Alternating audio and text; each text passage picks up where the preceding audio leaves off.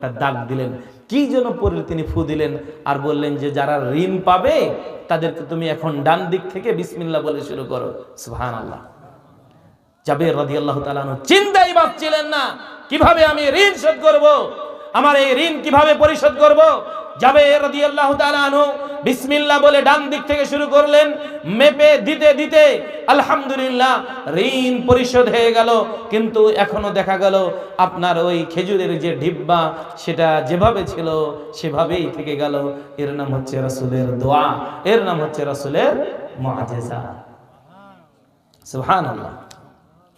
মা আয়েশা রাদিয়াল্লাহু তাআলা আনহা বলছেন, মা আয়েশা রাদিয়াল্লাহু তাআলা আনহা বলছেন রাসূল সাল্লাল্লাহু আলাইহি সাল্লাম জীবিত অবস্থায় আমরা যে খাদ্যের যে কুটি ছিল, খাদ্যের যে থলা ছিল, এটা আমরা কখনো মেপে দেখতাম না। কিন্তু একদিন দেখা গেল রাসূল সাল্লাল্লাহু আলাইহি সাল্লাম যখন মারা গেলেন, মারা যাওয়ার পরে ওই খাদ্যের যে কুটি ছিল ওই কুটিতে আমরা খাদ্য মাপলাম, মাপার পর থেকে আর দেখি যে ওই খাবারে আর বরকত হয় না।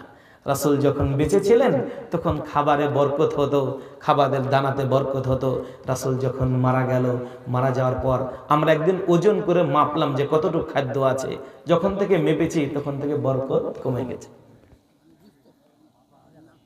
তার মানে আপনি চাউল কিনে ভাত খান তো, চাউল থাকতেই চাউল কিনে আনতে হবে। আপনি মাছ কিনে ভাত খান তো, মাছ ফ্রিজে থাকতেই আবার মাছ নিয়ে আসতে হবে, তাহলে বরকত হবে। চাউল থাকতেই আবার চাউল নিয়ে আসতে হবে, মাপা যাবে না, তাহলে বরকত হবে। টাকা গুনে রাখবেন না পকেটে, মানি ব্যাগে। আপনার বউ যদি আবার চোর হয় তাহলে কিন্তু চুরি করে নেবে, আর যদি ভালো হয় তাহলে তো চুরি করবে না। আশা করি সবারই বউ ভালো, চুরি করবে না।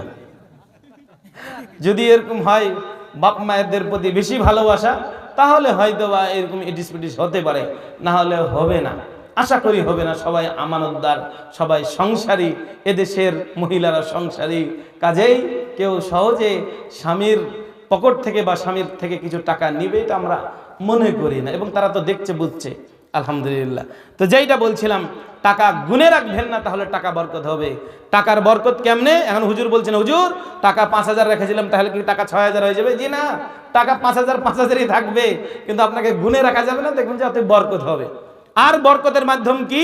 যে আপনার পরিবারে অসুখ হয় না, আপনার পরিবারে কোনো বালা মুসিবত আসে না, আপনার কোনো দুর্যোগ হয় না, আপনার পরিবারে অ্যাক্সিডেন্ট ঘটে না। এটা হচ্ছে টাকার বরকত আপনার। বলছিলাম আবু হুরায়রা রাদিয়াল্লাহু তাআলা আনহু বলছেন রাসূল সাল্লাল্লাহু আলাইহি ওয়াসাল্লাম বলেছেন, আউয়ালু মা ইউহাসাবু বিহিল আবদু ইয়াউমাল কিয়ামাতিস সালাহ। কিয়ামতের দিন মানুষের সর্বপ্রথম যেই বিষয়ে হিসাব নেওয়া হবে তা হচ্ছে সালাত। ফাইন সালুহাত সালুহা সাইরু আমালি, যার সালাত ঠিক হবে তার সমস্ত আমল ঠিক হবে।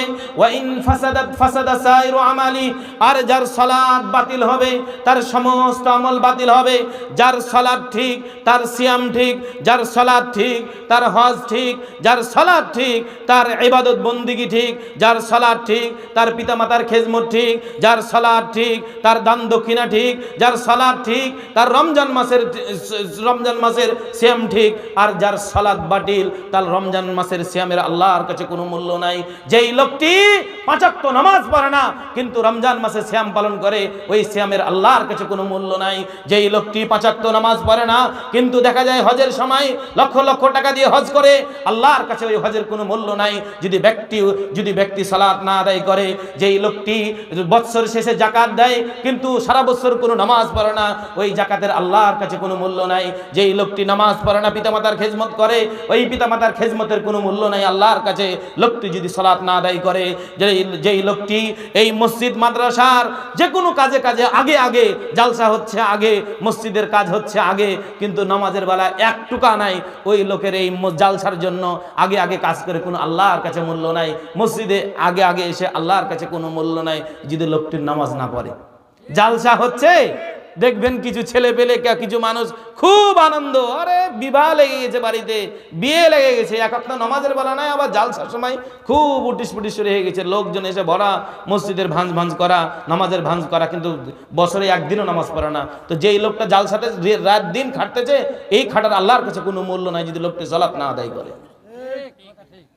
যেই লোকটা মসজিদের জন্য সারা দিন রাত খাটতেছে, অথচ নামাজ পড়ে না, তার এই রাত দিন খাটা আল্লাহর কাছে মূল্য নাই।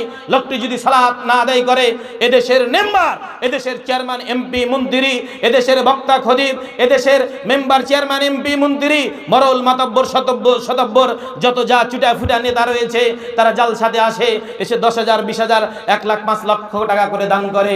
কিন্তু দেখা যায় ওই চুটা ফুটা নেতা এক ওয়াক্ত নামাজ পড়ে না, আবার 1 লাখ টাকা দান করে গিয়েছে। আর 1 লাখ টাকা দান করার আল্লাহর কাছে কোনো মূল্য নেই। সালাত আদায় করে না।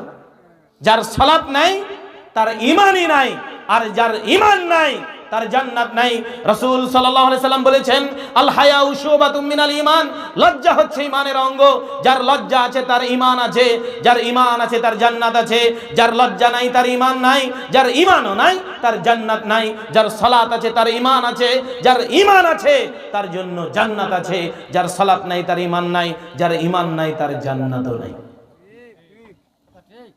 আমাদের বিগত খাদ্যমন্ত্রী সাধন চন্দ্র মজুমদার, আপনারা চিনেন, জানেন, বুঝেন হয়তো বা, শিবপুর বাজারে 1 কোটি টাকা দিয়ে একটা মসজিদ বানিয়ে দিয়েছে, 1 কোটি টাকা দিয়ে একটা মন্দির বানিয়ে দিয়েছে। আর যেই মসজিদের যেই ইমাম, তিনি হচ্ছেন নশেদ হুজুর। তো মন্ত্রী সাহেব যে 1 কোটি টাকা দিয়ে মসজিদ বানিয়ে দিল, তো এই 1 কোটি টাকা দিয়ে কি মন্ত্রী সাহেবের পরকালে কোনো লাভ আসবে কিয়ামতের মাঠে? 0 0 0। আরে ওর তো ধর্মই নাই, ও তো আগে 0। কিন্তু যেই লোকটি মুসলিম, যেই লোকটি মুসলিম দাবি করে, যেই লোকটি রমজান মাসে সিয়ামের ভাঁজ করে কিন্তু সিয়াম আদায় করে না, ও হুজুর পাঞ্জাবি পরে, আল খাল্লা পরে, যেই লোকটি সারা বছর নামাজ পড়ে না কিন্তু হজের সময় হজ করতে যায়, ওই লোকটি মুসলিম হলেও তার হজের আল্লাহর কাছে কোনো দাম নাই। রমজান মাসে সিয়ামের ভাঁজ করে, এই সিয়ামের কোনো আল্লাহর কাছে কোনো দাম নাই।